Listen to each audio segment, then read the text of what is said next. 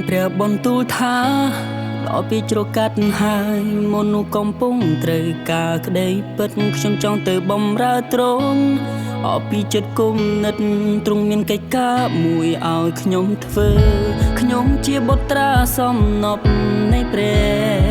ជាបុត្រាសំណប់នៃព្រះខ្ញុំនឹងផ្សាយក្តីស្រឡាញ់ទ្រ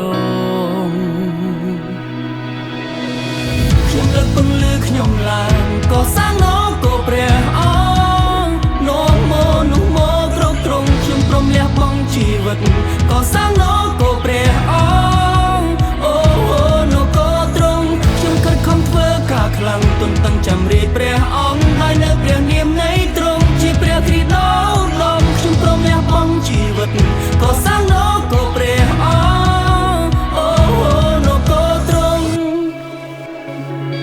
មានបន្ទូលច្បាស់ថាមនុស្សមានតម្លៃណាស់ខ្ញុំនឹងអញ្ជើញឲ្យគ្រប់គ្នាមកជួយរៀបចំលោកីសម្រាប់គ្រប់ពរជ័យពេលទ្រង់យាងមកម្ដងទៀតយ៉ាងជែខ្ញុំជាបុត្រាសំណប់នៃព្រះជាបុត្រាសំណប់នៃព្រះខ្ញុំនឹងផ្សាយក្តីស្រឡាញ់ទ្រង់ខ្ញុំលើកពន្លឺខ្ញុំឡើងក៏សាងលោកក៏ព្រះអង្គលោកមកគ្រប់គ្រងខ្ញុំព្រមលះបង់ជីវិតក៏សាងលោកក៏ព្រះអង្គអូលោកក៏ទ្រង់ខ្ញុំខិតខំធ្វើការខ្លាំងទន្ទឹងចាំរាជព្រះអង្គហើយនៅព្រះនាមនៃទ្រង់ជាព្រះគ្រីស្ទដ៏ដំខ្ញុំព្រមលះបង់ជីវិតក៏សាងលោកក៏ព្រះអង្គលោកក៏ទ្រង់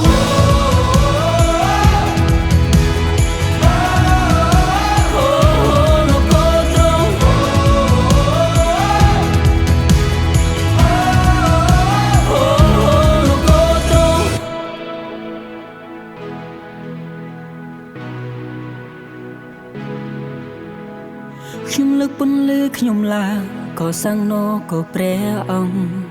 នោះមកគ្រប់ទ្រង់ខ្ញុំព្រមលះបង់ជីវិតក៏សាំងនោះក៏ព្រះអង្គនោះក៏ទ្រង់